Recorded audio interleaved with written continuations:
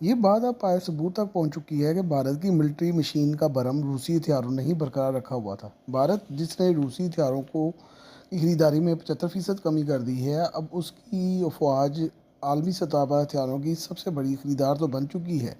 लेकिन हालिया पाक भारत जंग में यह महसूस हुआ है कि भारतीय फ़ौज अब हाईटेक हथियारों को प्रोफेशनली इस्तेमाल करने के काबिल नहीं है, और उनको ये तरीका ही नहीं आता कि इनको प्रोफेशनली इस्तेमाल कैसे किया जा सकता।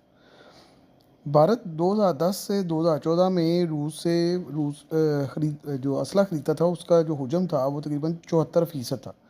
2015 से 2019 में ये शरह कम होकर 55% रह गई, और अब ये शरह तकरीबन 25% रह गई है।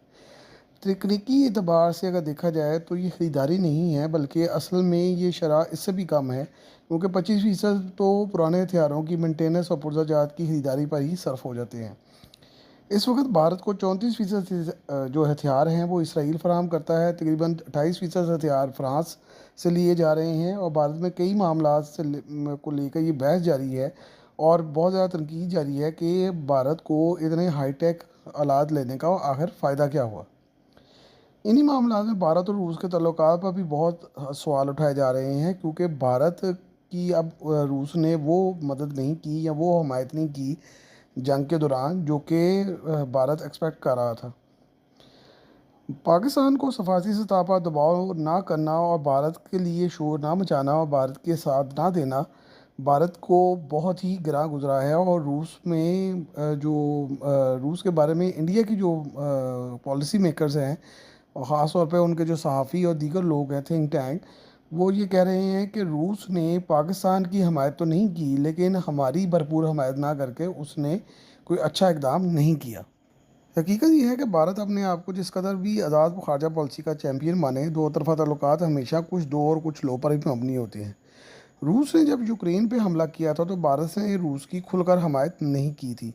अमेरिका और यूरोप के दबाव के तहत भारत ने न्यूट्रल होने का तमाशा रचाया था, और किसी भी आलमी फोरम पर जहां रूस की मजम्मत की गई, भारत ने रूस की हमायत तो नहीं की। हाँ, वहाँ पर रायशुमारी में हिस्सा नहीं लिया, लेकिन रूस को न्यूट्रल होकर दिखाया।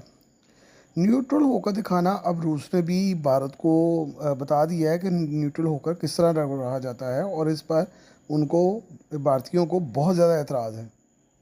ये भी एक हकीकत है कि पिछले कई सालों में सदर पुतिन और सदर वज़ीर आज़म मोदी की कई दफ़ा मुलाकात हो चुकी है, जो किसी भी आलमी लीडर के दरमियान होने वाली ज़्यादातर मुलाकातों में से एक है। लेकिन रूस के साथ भारत के ताल्लुकात अब पहले जैसे नहीं रहे।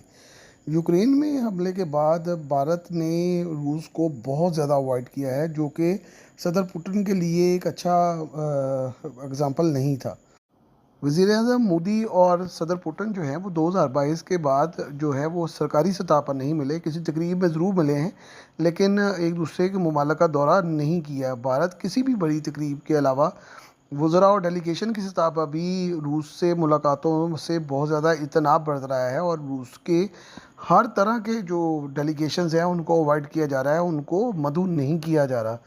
दूसरी तरफ अमेरिका और जो इंडिया के ताल्लुकात हैं वो दिन ब दिन मजबूत होते जा रहे हैं। मोदी का वालहाना इस्तकबाल अमेरिका में किया जा रहा है, और सदर ट्रंप उनको ज़ाती दोस्त ठहराते हैं।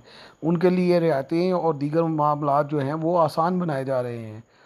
हालांकि रूस और भारत के दरमियान जो ताल्लुकात थे वो बड़े मजबूत थे, लेकिन इसके बावजूद रूस और भारत के दरमियान पिछले 15 सालों में तजारत सिर्फ 10 अरब डॉलर की हुई है, जो कि यूक्रेन में जंग के बाद 50 अरब डॉलर तक आई है। लेकिन उसमें बड़ा जो हाथ है वो भारत का है, जो कि रूस से सस्ता खाम तेल खरीद रहा है, जबकि भारत और अमेरिका के दरमियान तजारत जो है वो सालाना 130 अरब डॉलर पर चली गई है, जो कि बहुत ज़्यादा है। इवन भारत और चीन जो एक दूसरे के ख़िलाफ़ हैं, उनकी तजारत का हजम भी सालाना 114 अरब डॉलर हो गया है, जो कि रूस के लिए बहुत बड़ा कंसर्न है, क्योंकि रूस भारत के बहुत करीब समझा जाता था, और अब बहुत तेज़ी से रूस और भारत की जो तजारत है वो कम होती जा रही है। तो रूस में इस बारे में बड़ा कंसर्न पाया जाता है। इस वक्त भारत में तमाम गैर मुल्की कंपनियों की को सहूलतें दी जा रही हैं, लेकिन वो सारी यूरोप और अमेरिका की हैं। रूस को इस तरह की प्रिविलेज हासिल नहीं है। भारत खलीजी ममालिक और अमेरिका से समुद्री रास्ते के ज़रिए तजारत करने का प्लान कर रहा है। भारत G20 समिट में इंडियन इकनॉमिक कॉरिडोर का ख्याल लेकर आया है, जिसमें भारतीय जो रवैये है वो उसको बड़ा चेंज कर दिया है। तजारत के लिए वो अपने हर चीज़ को इस्तेमाल करना चाह रहा है। भारतीय रुपए को बहुत ज़्यादा आगे किया जा रहा है।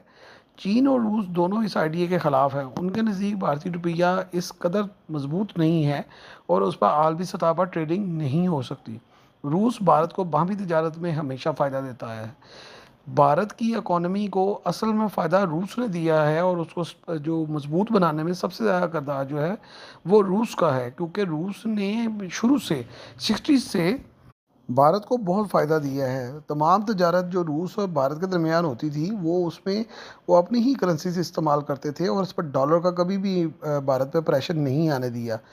रूस इस वक्त करेंसी या यूएसडी में अदायगी कबूल कर रहा है, जो भारत की माशियत को झटका है। इसलिए भारत चाहता है कि वो इस धचके से निकले और रूस को किसी तौर पे यूएस डॉलर का फ़ायदा ना हो सके, और वो चाहता है कि वो सारी की सारी जो पेमेंट्स हैं वो अपनी करेंसी में करे, जो कि अब रूस के लिए काबिल कबूल नहीं है।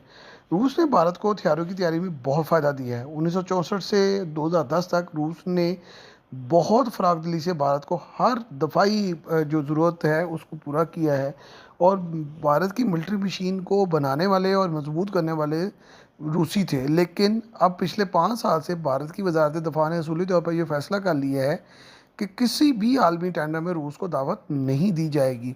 इसलिए रूस ने एक बार फिर भारत को SU-57 ऑफ़र किए थे और जिसे मुस्तरद कर दिया गया, बल्कि रूस से मज़ीद SU-30 हथियारों का लाइसेंस लेने से भी वजारत दफ़ा ने भारत में मना कर दिया, जिसके तहत हिंदुस्तान एरोनॉटिकल कॉम्प्लेक्स को मज़ीद 100 SU-30 MK1 की तैयारी का लाइसेंस दरकार था, ताकि भारतीय फ़ज़ाइया की अददी ज़रूरियात को पूरा किया जा सके। लेकिन भारतीय वजारत दफ़ा और भारतीय हुकूमत किसी भी तौर पर रूस को ओब्लाइज करने के लिए तैयार नहीं है। भारत में इस वक्त ज़्यादातर मुल्की तौर पर शुरू किए जाने वाले हथियारों के प्रोजेक्ट जो हैं वो नाकाम हो चुके हैं।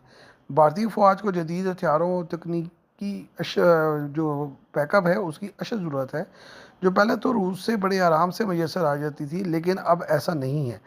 यूरोप और अमेरिका हथियार देते हैं, पूरे नहीं देते, टेक्नोलॉजी में कमतर देते हैं और उनकी कीमत भी बहुत ज़्यादा है, जिसकी कॉस्ट अब जो भारत है वो बर्दाश्त कर रहा है।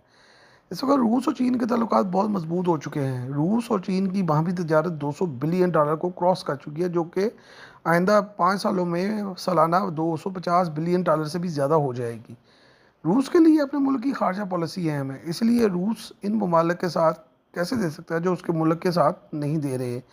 यूक्रेन की जंग में चीन ने रूस की हर सतह पर मदद की है और हर सतह पर साथ निभाया है। ऐसी सूरत हाल में रूस के लिए भारत की अहमियत अब काफ़ी कम हो चुकी है, और अब भारत अगर ये चाहता है कि रूस उसके लिए जो है वो हाथ फैलाए या उसके लिए मुंतज़र रहे, तो ये अब रूस के लिए मुमकिन नहीं रहा।